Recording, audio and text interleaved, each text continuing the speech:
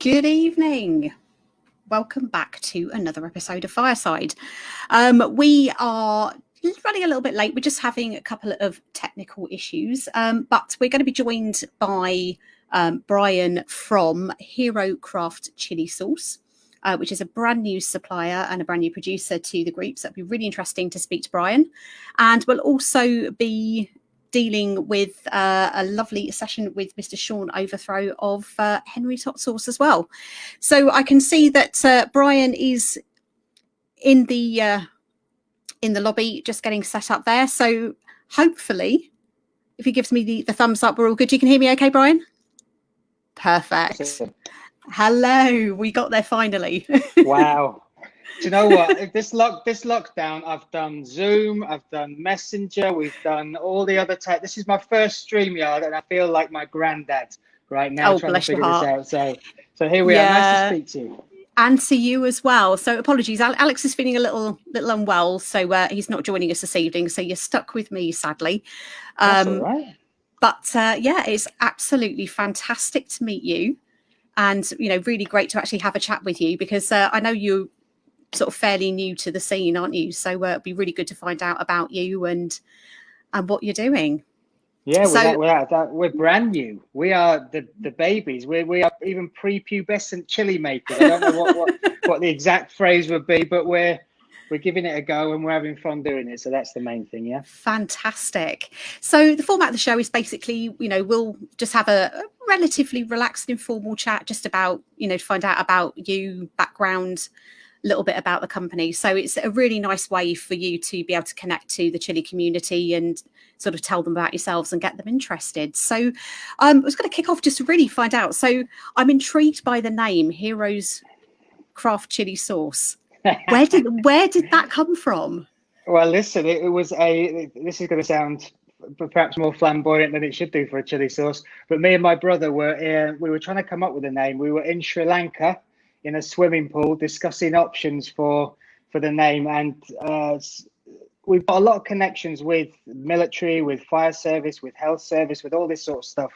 And we were looking at trying to do something where we can attach the sauce in some way, like you'll see with the names, the Green Goddess, the Captain, in some way to link it to our sort of roots to do with that.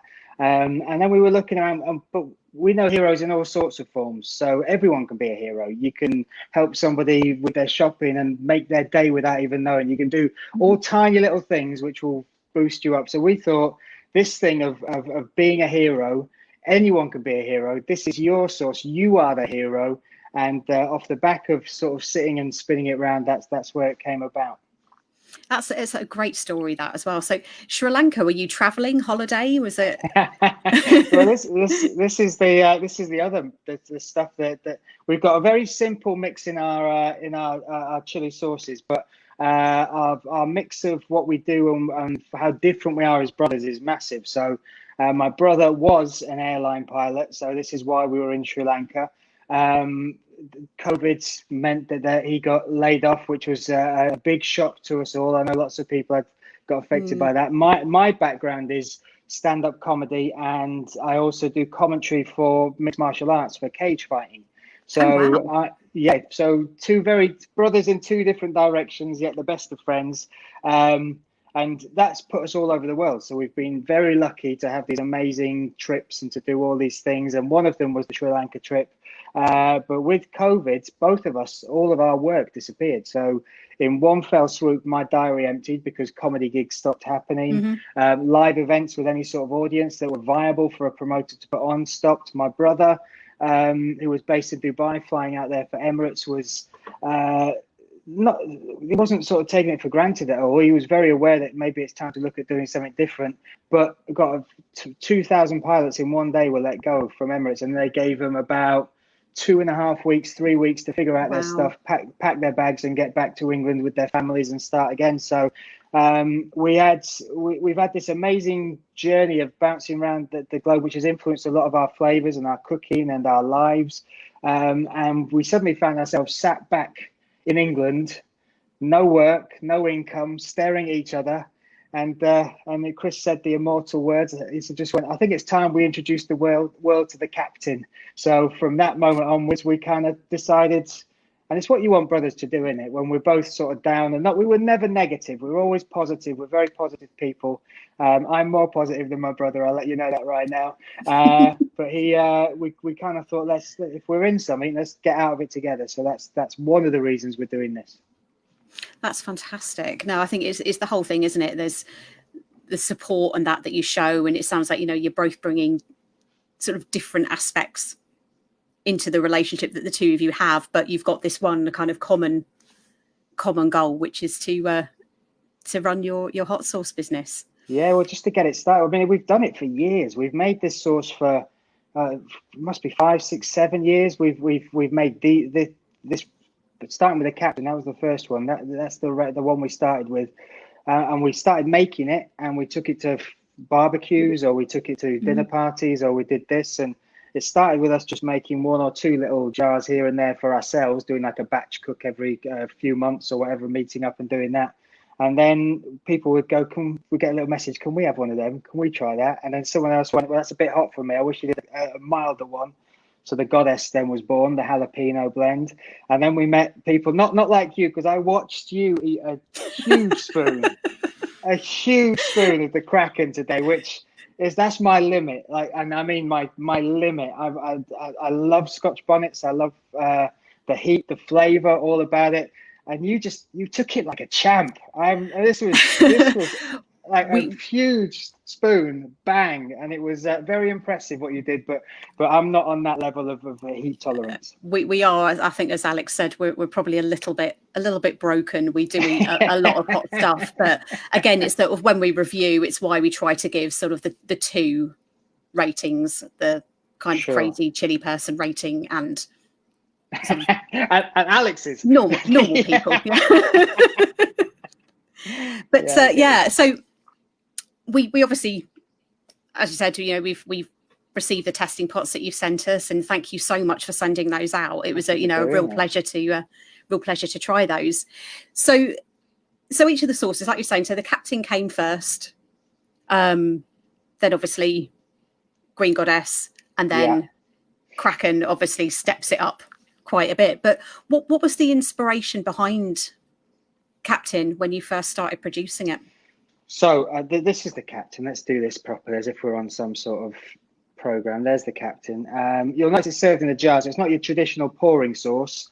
But the Captain, our dad was a captain in the army. So when he was alive, he was a chef. He was a captain in the army, and he was traveling all over the world. And food was always big in our house. Like as kids, while other kids were having fish fingers and chips, our dad would be making us some strange thing, roll mops and the spiciest pickles he could make, and cow tongue and things like this. Our teas were so different, and then he would also make us get involved with the cooking. So we would also be there as part of it, making the food that is now that's another reason why we wanted to do this. Every single job we've done has been based on a passion. So Chris had a real passion for engineering and flying. He followed that. Mine was always comedy. I've got a huge passion for fighting and for martial arts, and so that they all started as hobbies that went like that. And one consistent thing that we always do together, one consistent thing that has always been in our family, in our house, was that the kitchen was the hub. It really was. My mum's an Irish Catholic mother, mad as a fish, but it's great. Honestly, it's difficult to live with sometimes, but in a beautiful way. Half my comedy is probably about my mum. That's where she is. But my dad, so he travelled the world as a soldier, and he was in lots of cooking competitions. He did really well. We got some amazing pictures of him when he was a young man in all these huge culinary events, doing all these different things. And one of the things he did when he picked up and he went around the world was wherever he was based, he tried to embrace the local, the food and the produce and whatever was there. So he was based in Jamaica for 2.5 years. And while he was in Jamaica, he met the Scotch bonnet. So he was, and all the hot chilies that you get out there. And one of the things that he always sort of had in his larder, if you want to call it that, was an array of fresh chilies, an array of good ingredients, and one consistent one that has always been like a home taste for us. Even as young kids, he'd try and get us to try the hot chilies and things like that, was the Scotch bonnet. So when we were, and again, this is going to make me sound flamboyant, but my brother was based in Bergamo in Italy for one of his flying-based jobs. So I was out there visiting him. We were sitting down, getting ready to do the barbecue. We had no sauce, but what we did have, we had a chunk of fresh mint. We had lots of jalapenos. We had just a small bag full of Scotch bonnets. And we just did it. We just started making a sauce. Now that was the first one, and our ratios on that one might have been a little out because there were. Do you know when you give it to people, because you're tasting it, your tolerance builds up as you're making it. You're involved in it. So when you bring it out and put it on the table, you kind of think, well, this ain't too bad. This is. And we put it around the table, and there was coughing and hiccups and all the stuff that comes with it. And what was supposed to be a nice soiree turned into everybody just with bodily functions and gas kicking off. So we had from that moment we kind of. I mean, the ingredients have always stayed pretty much the same. We've got very basic ingredients, but what we've done over the years is hone the technique, is hone the method. And we don't do the fermentation based sauces. We probably will do. We're probably going to add to our range and build on that. But we try and put as much chili in a jar as possible. So each jar, and this is us being fairly conservative, is at least 70% chili in every single jar that we do. So hopefully the chili sings. We put mint in there as well, and I saw you tasting it, and the mint is good for a couple of reasons. A lot of people, when they first taste it, just think, well, it's probably only going to work with lamb. It's probably only going to work on that sort of, or barbecued meats or something. Mm-hmm. But what the mint does it as well, because it's a very respiratory herb. It opens everything up. So when you're eating it and when you're enjoying the food, it gives it a really, really nice edge and a nice flavor. And what we found by doing all these test samples that we've sent out over the last 2-3 weeks is the people trying it with, and we kind of ask people to be brave with it. Don't just put it in think it's one thing like a sauce. Try it as an ingredient. Try it with stuff you've tried with before. Try it with other things that you've never put hot sauce with. And we had all sorts coming back. So my favorite was Sunday night. A lady sent us a picture of a Bloody Mary with the Kraken next to it. I saw that. And I was like, boom! What a drink that is. It's Saturday night. You might have it a bit heavy, but Sunday night with a pure Bloody Mary and a Kraken, just a little bit of that in there. And I just thought that was genius. So every time we've given it out, and every time we get a response, someone tells us they've tried it with something different. So that's what we like. Hopefully people will find and see that it's a very versatile, and I use the term loosely, sauce. Yeah, I mean, I've got to say, it's a first for me to have a hot sauce that's been based around mint as being kind of the key underlying flavour in that. And it was very refreshing. I mean, especially sort of when we started with Green Goddess, and you've got obviously the fresh green jalapenos in there, and the mint just complemented it so well that it was very much, it's something you could use, like I was saying, a salsa verde type ingredient, sort of a pesto kind of idea as well with it. And it was, we honestly thought, and it was interesting for you to say that obviously Captain was your first sauce, that you'd started with Green Goddess and kind of like, how can we ramp it up a little bit more? Just mix them together. That's what Alex said, wasn't he? So maybe they've been really clever and just mixed the Kraken with the Green Goddess and got the one in the middle. But no, the Captain's the one we've taken, and it seriously has been years honing the balance and the ratio. And it's so funny because my brother is so pedantic. He's so clever. He's so clever, and I don't ever want to watch this because he'll hear me say this, but he is so clever.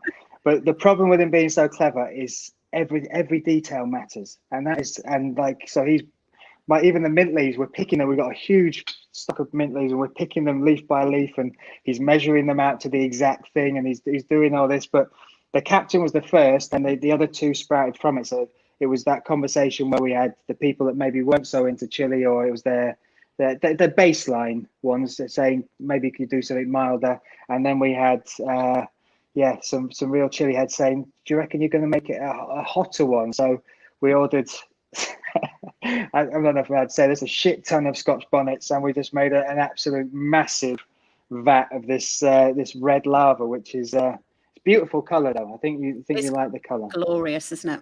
Yeah, very nice. But yeah, and then since that, so we've since we've been putting out the taster pots, and like I said, we're brand new. We've reached out to various groups on Facebook. We've done. Oh, look at that, Alex! There you are, mate. Hope you're feeling better. Hope it wasn't the sauce that did it. That'd be the worst ever, wouldn't it? Definitely not. Definitely not. But we've already had, and Alex won't want to hear this, but we've already had people saying that you're going to do a Naga or a Reaper Kraken Scotch bonnet blend. Are you going to do are you going to do a pure Reaper or a pure thing? And I was thinking that the one that would fit with what we do is the Trinidad Scorpion. That is another chili that is very hot, very, very hot. But obviously, staying in the theme of Scotch bonnets and that part of the world, maybe that would be one we can look at.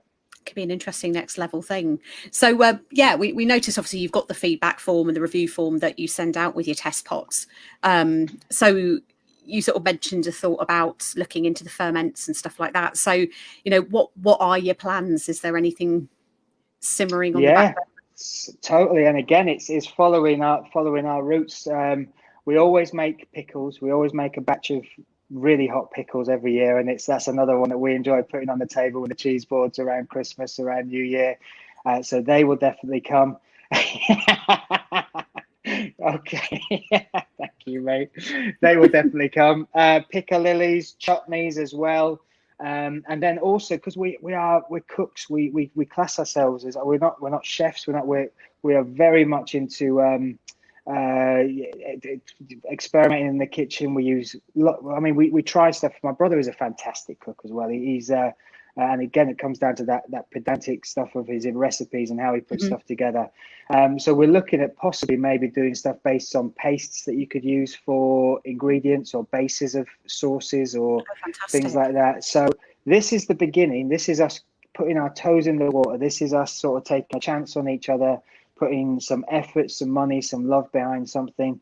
And what we're hoping is that, people will like it and people will give us suggestions as well, because we're well up for having a play. We love getting ingredients in the kitchen and seeing what we can make. So that's the idea in our head. But speak to me in 6 months and I'll be sat here with something completely different. So, hey, but it's all about it. It's the experimentation, isn't it? And it's sort of the refinement and the science that goes into cooking that kind of gets you it. And it takes time. It takes time to find it. Get that right balance and get a product that you're happy with.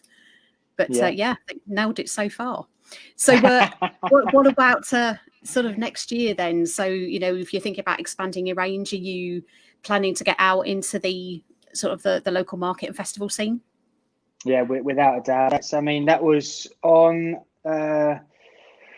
our plans, and we've sat and we've sort of made plans about what we want to do. The farmers markets and the festival scene is one thing that we're very interested in getting into. We always go to food markets anyway. We always go down and try stuff. And used to be music festivals and stumbling around in the field like that, but now it's going and tasting some Aunt Betty's pork pie or something, or some homemade jam or something like that. So we'd love to get involved in that when it all kicks off properly again. At the minute, we're just getting the tasters out. We're getting the feedback back. We're going to look to launch the online shop. We're just waiting on a couple of bits before we can do that. And we were trying to do that before December, but a few delays have meant that's probably going to come mid-December now, which we're almost at. So hopefully before Christmas, the online shop will be up and ready. And then 2021, we're just going to put everything behind it. We're going to give it a go. We're going to get out there. We're going to reach out to use some of our contacts, some of our friends, some of our people that we've met around the world to try and expand the reach of it. Fantastic. So one sort of last question for you then. So you've explained, you've got lots of influences from all over the world from your travels, but what would a typical meal for you in the Heroes household look like? Oh, in the Heroes household, you see, this is another thing. So our cooking is passed on to my daughter is now subjected to this as well. I've got a 7-year-old girl. That's not my art in the background, by the way. That's not me doodling. That's her. But yeah, so again, we're hugely influenced by curries, Thai food, Oriental food, and then meat is a huge thing as well. We love big joints of meat and what we can do with it, whether that's slow cooking it, whether it's barbecuing. Even in the cold of winter, you'll still see us out there with a barbecue doing that. So what you will always find, the kitchen will always be different. Hit me up, yes you can. The kitchen will always be different, but one thing is it's always alive. Whatever comes through the door, whether it's my house or my brother's house or my mum's or my sister's, this is the place where the love, the family fun happens, and some alcohol as well. Rarely, but I'm sipping pure Carolina Reaper juice now, just when it's done down. Not a problem. Easy. No, you're fine. You're fine. Fantastic. Well, it's been an absolute pleasure to meet you, Bryan. Thank you so much again for sending us out the test samples to try. And, it's been great that we've been able to sort of speak to you today as well off of the back of that. So obviously get you known and out in the group here. So, yeah. It's been thank you very much. Listen, I appreciate it, and for reaching out to us, I appreciate it as well. I've got to give a shout out to David Hainsworth. He lives locally to me, and he sent me a message saying get on this group. And I'll be honest, I work with cage fighters regularly. I see the madness involved in that, but what goes on in this group and the death food you guys eat. That for me is crazy. That is, and also I've seen all the parcels going around. There's a lot of love in this group, and there's people with 10 or 12 parcels. And by my goodness, like the people don't realize that other people are trying to kill them with those parcels. This is beautiful, this group, but I have a feeling there's a serial killer behind it somewhere. I don't know what's going on. Yeah, I think there's some characters definitely here, but I think one of the things you'll find certainly with the group, it's a very welcoming, very friendly group, and we love our producers. So, we want to see the businesses succeed. So, you'll certainly have the support there. Well, I've seen nothing but positivity, and it's great to be speaking to you guys. I appreciate that, and we'll be more active on this page for sure. Thank you very, very much for having me. No, absolute pleasure. Lovely to speak to you. Take care, and we'll chat soon. Have a Merry Christmas. You as well. Thanks, Anne. Take care, Bryan. Bye-bye. Okay, so that was Bryan from Heroes Craft Chili Sauce. So definitely a really, really interesting brand new startup company. So look forward to seeing more from them, which will be fantastic. But we have now, I can see him lurking backstage, the podfather himself, Mr. Shawn Overthrow. He's given me a wave, so I think he's all good to join us. Good evening. Look at you by your Christmas tree. That's it. Rocking the festive. How are you? I'm very well, thank you. Yourself? Good. I'm very good. Bear with me just 1 second. I'm just having a couple of mousing issues. There we go. Perfect. So, how have you been? Very well. Lovely to see what the hero sources are up to. And no, definitely. Me, Bryan, well done. You did very well. Thank you. But no, I think we have a wardrobe consultation before we started this, didn't we, this evening? It was all planned. It's okay, we can let them in on the secret. Yeah, totally supposed to happen. So you've probably sort of caught a bit of the idea of what we're trying to do. Yeah, that's it. I was watching last night, but I came up as Facebook user. Oh, was that you? Yeah. I don't know why. I keep signing in to StreamYard and signing in, but just doesn't want me to comment. Wasn't playing nicely. But yeah, so basically we're just going to have a nice, comfortable little fireside chat about you, about Henry's Hot Sauce, how you got started, etc., etc. So tell us a little bit about you, Mr. Overthrow. When did you start sort of getting into your chefing? So obviously my background is catering. Ever since I could hold a knife, really, I've always been interested in chopping vegetables and anything like that. My grandparents used to be market gardeners. So I kind of grew up on the nursery in the glass houses. Thanks, Stu. The shirt came from Stu. Oh, was that Stu? Yeah, he must have ordered without his glasses on. He got the wrong size. So I said, "Oh, that fit me perfectly." Oh, nice. I'll take it off your hand. So yeah, my grandparents used to be market gardeners. So when I was little, I grew up on the nurseries in the glass houses and surrounded by vegetables, tomatoes, and fresh produce, lettuce, things like that. So ever since I've been young, I've been kind of had a food background. And like I say, I used to play chef when I was a child, chopping up vegetables for dinner and things, and kind of progressed from there, really. Fantastic. So what was your inspiration then to start Henry's and actually get into sort of making the sauces? I was pushed into it, kicking and screaming. Basically, I've been cooking different various sauces and products for myself for quite a while. And then literally we started giving them out at Christmas to family and friends, and all of a sudden people were asking for it for their family and friends. I was like, hang on a minute, kind of need to look into really what we're doing here now. And then Vikki, my wife, turned around to me and said, why don't you set it up as a business? And I just laughed. I was like, don't be silly, there's no market for it. What can I bring to the table? So obviously we chatted about it and kind of brushed it under the carpet, went, nah, I'll just carry on doing what I'm doing. And then obviously Henry came along and I thought, you know what, okay, let's test the water. Set up a Facebook page, called it Henry's Hot Sauce, named it after my son, which is also named after his grandfather and my grandfather. They were both called Henry as well. So it kind of had significance to it, really. And then the feedback we started getting on the page and people seeing what we were producing and looking and started asking if they could purchase it. So I spoke to my local EHO and I was working out of a registered kitchen, obviously where I worked at in my spare time. And then we looked into getting registered at home. And then it's kind of just exploded from there, really. Year-on-year growth, sales further and further afield. And now I just work a couple of days a week as a chef and get to spend time doing what I love and watching my children grow up now. So it's the best of both worlds, really. Yeah, I think that's the thing, isn't it? Is when that was a real driving force behind it, was having the family at home and, being a chef. I used to go out the house at 8 o'clock in the morning, come home at 3, be back in work at 5 till 11. Yeah. And it's just like, I can't do that. Like, no, have the family. It's a tough life. It is a We've tough got to find life. a balance.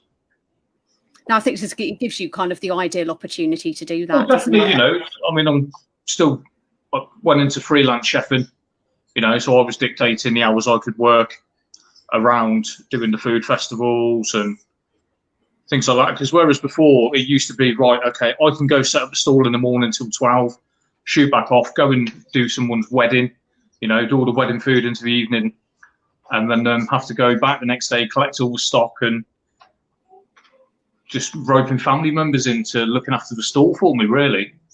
So, I've been quite lucky with family backing as well. My dad loves being out on the stall, loves selling. Vikki comes over with Henry and things, and it's a real good family-orientated venture. No, that's fantastic. So, going back right to the start then, so what was the inspiration for the first product? The first product I did was the No Smoke Without Fire, because I'm a big fan of barbecue meats, pulled pork, briskets, ribs, anything smoked like that. And the barbecue sauces I was buying from the supermarket just weren't cutting it. And I thought, being a chef from my background, I've been making these sauces for years. Let's try and infuse some different chilies into it. So we started off. The first one I made was a Moruga Scorpion, which was just far too hot for anybody else apart from me. So I was like, okay, let's tone it down a little bit. So we had to play with the Butcher Lockyer, the ghost pepper, and that was kind of getting better. And then we progressed even further down the Scoville scale to the Chipotle. That just adds perfect smoke. People just loved it. Yeah, that's it. People just loved it. So that was our first kind of sauce range. And then we moved on to the Irish Fire, which was the sweet chili jerk sauce. And we just kind of built the range up from there, really. I mean, it's basically things I've been cooking and using in restaurants for years, for events and functions, and just trying to pair a chili with it, really. You know, before I came into the chili groups, all I knew was Scotch bonnets, you know, things I could buy from the supermarket. So that's what I used to make all my sauces with. I mean, it's a good sort of starting base. It's a really nice, definitely, yeah, most definitely fruity pepper, isn't it? But I think, like you're saying, you know, your range now has exploded. Literally, I think there is so much that you offer. So, what was the inspiration behind sort of the flavour and fire? Basically, the flavour range came around now a couple of years ago. Was being at food festivals, because obviously everybody sees chili and just assumes it's hot. So people come up and go, "Oh, what have you got?" It's like chili sauce. Oh, no, not for me. It'd be too hot. I was like, "No, please come and try this end and work your way up." They get warmer up the scale as they go. I was like, "We're not going to make anything that's going to mount your face off. That's not what I'm about." You know, I didn't want to be another hot sauce producer. You know, we make flavoursome foods with heat. So people were just getting more and more into it and moving up the scale and starting off at the lower end and then coming back and going further up. And we thought, okay, you know, I make all these wonderful chili sauces. I could make them without the chili, and that's how I got started. So let's do that as well for the people that are coming to the store that don't like the chili. So a lot of the time it was coming up, oh, I'm buying for my partner or I'm buying for a family friend. So I can say, okay, try this sauce. Imagine that with a bit of warmth. That's what that sauce is going to be. And it gives people a better understanding and idea of what the flavours are behind the processes. It's a very, when we taste your sauces, there's definitely layers. Yeah. To how the flavours come through. Thank you. So, and I think what's nice is, you know, you get your heat balance. That's it. Yeah. I try to. So you know that they complement each other. So you obviously lower down the scale, you're using the slightly milder chilies, but higher up the scale, you're still kind of achieving those complex layers. That's it. And that the heat is there, and it's, you know, it can be pepper forward sometimes, but you know, it doesn't overshadow the flavors. No, and that's definitely what we work towards, is the flavor with the heat. You know, when I was trying supermarket sauces, it was just vinegary and just hot. Yeah. And it was just like, okay, so what can we bring to the table then? You know, and then we just started experimenting with different flavors that I've liked to eat over the years, with all the jams and the chutneys and the different barbecue sauces. You know, I mean, being a chef for 20 years, I've got a big arsenal of sauces and things we've tried over the years, and different menus and with the flavour pairing. But so, like Tim, we do a lot of seasonal. So obviously not everything's available all year round. So when it's gone, unfortunately, and then we bring it back in when the produce comes available.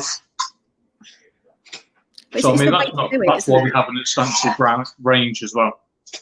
But I think that's the thing; it keeps the range. That's it, yeah.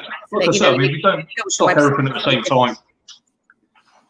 So I'm going to talk about one particular sauce that Grandpa Stew is a huge fan of. I bet you can guess which one we're going to be bringing up. Becoming very well known. It is. As far as to oblivion. It's the stuff of legend, this. That's it. What was the inspiration behind that then? Because I'm intrigued as basically, I mean, Spiral into Oblivion was born off the back of the Black Widow. I know you've tried the Black Widow, the 2-star, great taste. Yeah, I love Black Widow. Yeah. So basically, I was stood in the kitchen one day and I thought, okay, I'm going to try and make something completely different now. I want a nice all-round sauce that I can use for pepping up food. I want a nice sauce I can dress a salad with, and all the rest of it. Thank you very much, Stephen. So basically, I put that sauce together, and we tried it, we tampered with it, and then we got it to where I was happy with. And people were trying it, saying, yeah, it's absolutely fantastic, but it's just lacking the heat. And I just laughed and was like, it's got 4 different chilies in there, you know. For most people, it's extremely hot. And they're like, can you make it hotter? And I was like, we can certainly adapt a different sauce on a similar basis with heat. That's not a problem at all. So literally, we just threw everything into it. So when I picked it out, you know, I've picked out the chilies to go with it that's going to attack all of the different senses. So I want to hit the lips, the nose, the back of the throat, the tip of the tongue. You know, you got your sour in there, you got your sweet in there. It's literally just popping off all of the senses all at the same time. And it's just really become so sought after. It is, I was saying, it is the stuff of legend now. Literally, I mean, it's Grandpa Stew's tipple on a Friday night in front of the TV. It was when you were doing the little skull bottles, wasn't it, to start with? It was, yeah. Yeah. Yeah, basically, when I first looked into doing the spiral sauce, I wanted it to kind of be like an extreme heat sauce. So we managed to get hold of some death spirals, which, when I put the recipe together, it was a really nice sauce, but it just wasn't the heat I was looking for. So I had one guy come to the store and he's like, oh, what's the hottest you've got? And I said, well, the black range, because we made it with food grade charcoal. And that's where the inspiration for the black range come from. Yeah. It was called the Black Abyss when we first did it. And then it progressed to spiral, obviously, when we used the death spirals. And the guy came and tried it and he went, oh, that's really nice. And he just took the top off and he just went like that. Can I get 2 more bottles, please? I was like, not a problem. And then 10 minutes later, he came back and went, can I get 2 more for my friends? Amazing. I was like, great, no problem. So after that, we thought, right, okay, let's kick it up another notch. You know, so that's where the Spiral to Oblivion came from. So it's almost like the first chug sauce then, I take it. Yeah, literally, I mean, this guy came up and he was like looking up and down. I thought, nah, it's one of these that's just going to chat and he's going to go, thank you very much. Oh, fantastic. But yeah, it's your fault, Stu, but it went from the 50ml to the 150. Yeah, totally. We'll blame Stu. We'll blame Stu. But it's a good thing to have happened. That's it. Yeah, and I mean, it's not overpowering with the heat. You know, it can be used as a stirring sauce, a stir fry sauce, depending on your tolerance, or as a bit of a dressing. So it's a nice all rounder. One I definitely need to try. Definitely. No problem at all. But the other thing that gets me about your range is there's so much thought process that goes into your artwork as well. Thank you.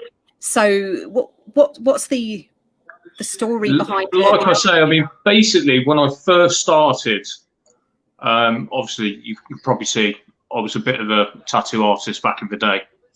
I did a training course to be a tattooist about 8 years ago now.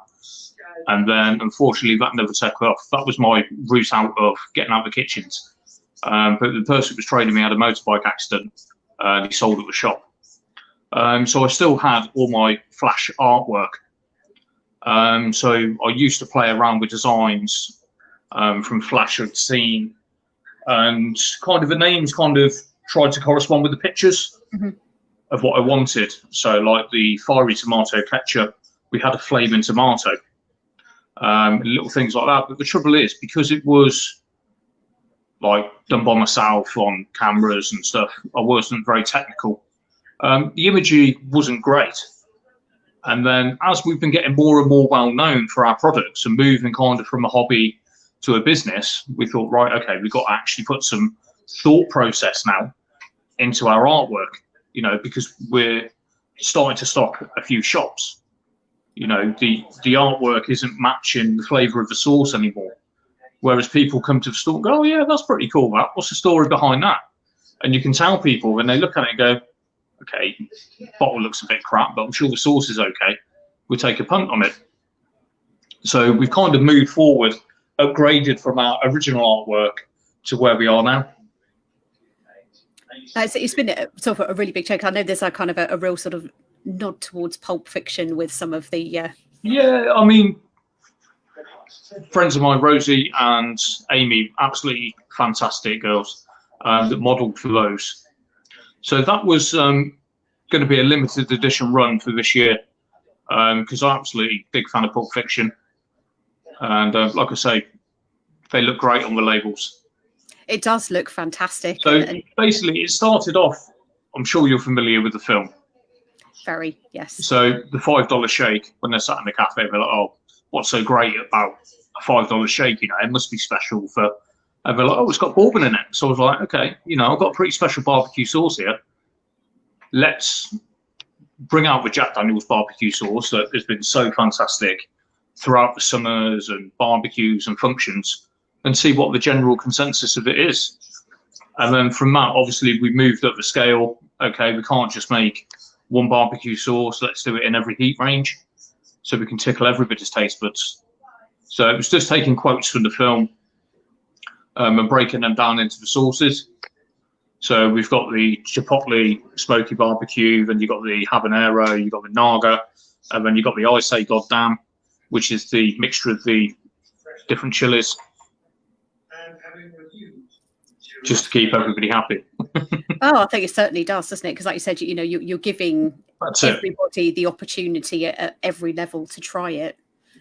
So what would you say then would be your biggest culinary influences when you're thinking the sauces, or well, sauces, or just, you know, in your day-to-day life? What's literally when I like a lot of different cuisine. So when I've been cooking, I was like, I don't make sauces to sell. I make sauces for me. And then I think, oh, wow, that's pretty nice. Let's put that out for people and let's test the water. You know, if people enjoy it, we put it into the range. So like I've got the gringo sauce, which is the tequila and roasted tomatillo and the oregano. That goes lovely over some nachos, pepper chili con carne, burritos, tacos, that kind of influence. And then like the fiery breakfast sauces, just for when you're having a fry up or a quick bacon baguette or something like that, just to give it a bit of lift. No, you got to have a good breakfast sauce, I have to say. Oh, definitely. One of my must-haves is yeah. So I mean, we offer the fiery ketchup. Both of these are in the jalapeno, and we do the fiery brown sauce as well. Fabulous. No, again, there's other things that we need to get ourselves sorted out and start getting those in. But you know what it's like, Vikki. When you go to a barbecue, everyone says bring a bottle. You know, we don't take alcohol; we take hot sauce. Yep. So you know, we've got our ketchups, we've got our mustards, we've got our brown sauce, we've got our barbecue sauce. You know, we've got something for every palate, really. And I think it's nice that you've got, you know, a variety of other things coming in. So you're doing your honeys and things like that as well now. That's it. Yeah, like I said, I mean, on my doorstep, we've got some fantastic produce. You know, I've got chili growers 15 minutes from my house. You know, I've got a local beekeeper, which is 12 minutes from my house, where I get all my labels printed at Acorn. They're literally just down the road in the next village. You know, I'm using a lot of Churchfield salt, which is the natural brine salt that's been processed the same way for over 100 years. So there's history behind my products with the ingredients I'm using as well. You know, everything I'm using's got a story. You know, I don't just go, oh yeah, I've just been down to the local Booker's, you know, and picks up a chef's larder vinegar. You know, we use apple cider vinegar from the Napton Cider Company. You know, we're using local Cotswolds honey. We're using local salt. You know, so everything we're doing from our ferments with our brines and everything else, we've got the backstory and the traceability as well. Yeah, and I think it really comes through in the flavours. Definitely. So I was about to sort of say, you know, it's the fact that you're choosing local products. You know, you've got your own artisan business. But by the same like I said, I mean, it's all about supporting what's on my doorstep as well, you know, because it's got such great flavours to it. And I'd rather pay a little bit more and support the local community we're in as well. Yeah. And be able to produce what we're producing. But you're quite right in what you say. You know, you're sourcing quality ingredients. Yeah, definitely. I mean, like I say, it's a passion. I'm not making it for sales. You know, I'm making it because I enjoy eating it myself and the passion. And I just want to be able to share that with other people. I mean, that's what we do when we're a chef, when we're creating dishes. You know, we create a dish and think, wow, we want to share that. We want people's feedback for our foods, and it's the same with the sauce process. So where do you think then that you see yourself in 5 years with the business? Like I say, at the moment, it's grown year on year beyond my wildest dreams.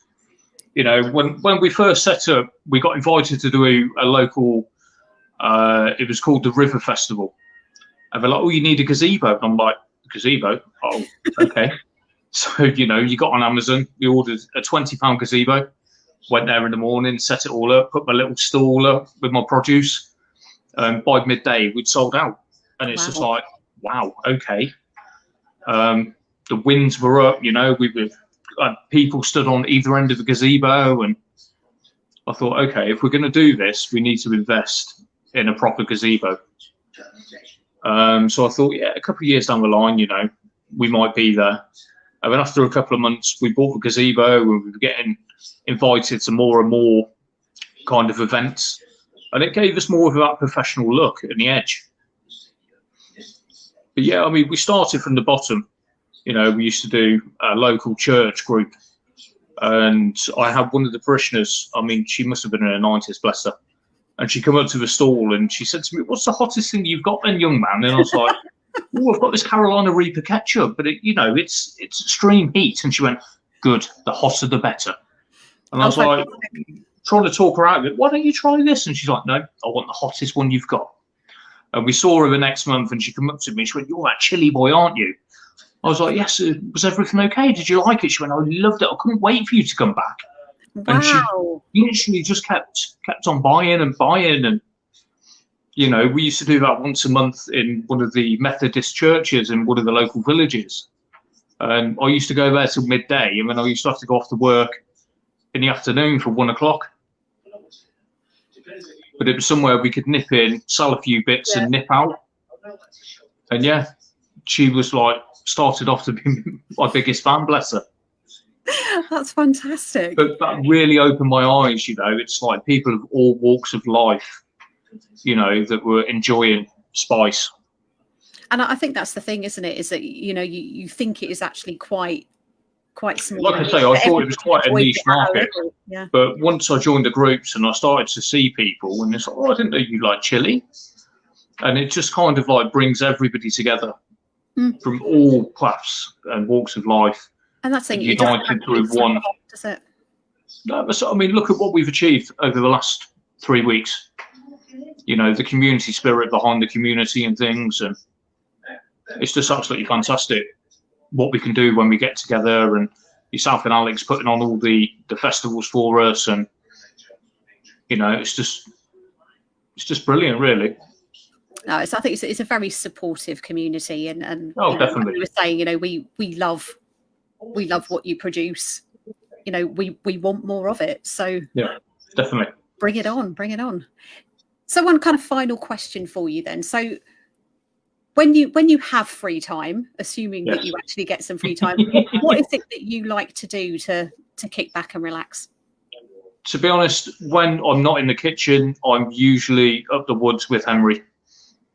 We're out foraging, we're out looking for mushrooms, and you know, we're just out in the outdoors in the fresh air as a family, just do what we do best. Henry doesn't like being confined to the house. Henry is happiest when we're out and about. Oh, bless him. So you forage as well? It's something I've been getting into over the last 2 years, yeah. I did an online course just to try and learn a bit more. And it was a real eye-opener, like how many things that you look at every single day and you wouldn't look at it twice that is actually edible. Yeah, it's crazy. I think that the thing that scares me the most is the mushrooms. It's like, you know, picking the right mushrooms. I think that's the thing. You've got to be kind of the most... You've got to be very confident. And people automatically, when they think about foraging, will automatically go to the mushrooms side of things. But yeah, you don't realise how much amazing stuff is definitely on your doorstep. And I think, you know, you're in a perfect location as well to... Yeah, you know, we are. I mean, we're so lucky with everything we have around us, with all the national trusts and the different woods to go out walking and just enjoying the downtime. Like, because when you're out and about, you just forget about everything, don't you? Out in the open air, and you know, it's good for the boys and us as well to get out. So is there, I was going to say the last question, but I've got one more for you. So, do you see Henry getting a little bit more involved as he's getting older? Is he? Henry takes a great passion. I mean, Henry can work a crowd. Honestly, when he comes to the stalls and he's like, he puts on his puppy dog eyes and he's like, "Hello, how are you?" And bless him. I mean, you can't fault him for his manners. Like when he's on the stall, he's absolutely fantastic. So yeah, Henry loves coming to like when we're doing the family events and things, because usually are very family orientated when we're doing the stalls. So there's lots for him to do and walk around like the fairground rides and the bouncy castles, and so we come and do a bit on the stall and then he go off and get some sweets, and it just seeing his little face light up when someone goes, "Oh, Henry, is that you?" And he's like, "Yeah, that's mine." I remember the first time we walked into a delicatessen and he spotted our sauces on one of the shelves. He's like, "That's your sauce, Daddy. Why have they got your sauce?" I was like, "Because they sell it for us." He's like, "Oh, wow." Bless his heart. Well, I mean, it's just simple little things like that that make all this worthwhile. Yeah, and that's the thing. Like you said, you know, you've been able to turn it from, you know, sort of an artisan. Yeah, like I said, I mean, we're very, very small scale. You know, we're not knocking down doors at the moment, but I've kept it small and tried to build it up year on year just to keep us going. And, you know, with the support from yourselves and everybody else in the community, it's absolutely fantastic. Well, keep doing what you're doing, because thank you. We love it. Absolutely love it. But thank you so much, Shawn, for joining us. Thank you for having us. It's been a pleasure. It's been fabulous to talk to you. Like I said, I could talk all night. Hey, we'll just get you scheduled in for another one then. That's it. But no, it's been really interesting to kind of find out like a little bit more about you and the background of the business. You know, obviously Nuke are pretty familiar with the products, but it's just nice to get to know the person. Get to know the producers, behind the sauces, Absolutely. But yeah, thanks ever so much. And it's been a pleasure. Look forward to chatting with you again soon. Thank you very much. Take care, Shawn. Take care. Bye-bye. Bye. Okay, so that was the podfather himself, Shawn Overthrow of Henry's Hot Sauce. So yeah, there we go. Day 2. So we've got some more producers lined up for you for the rest of the week. I believe we're going to be taking a little break tomorrow. However, we will be back on Thursday and Friday with some new producers. Hopefully Alex will be feeling a little bit better and he'll either be able to join me or, you know, he might go solo. We don't know. All being well. But I hope that you've all enjoyed it again this evening. It's been great to find out more about our favourite producers and some new producers as well. So yeah, look forward to catching up with you all in the next one. Take care for now. Have a great evening. See you later.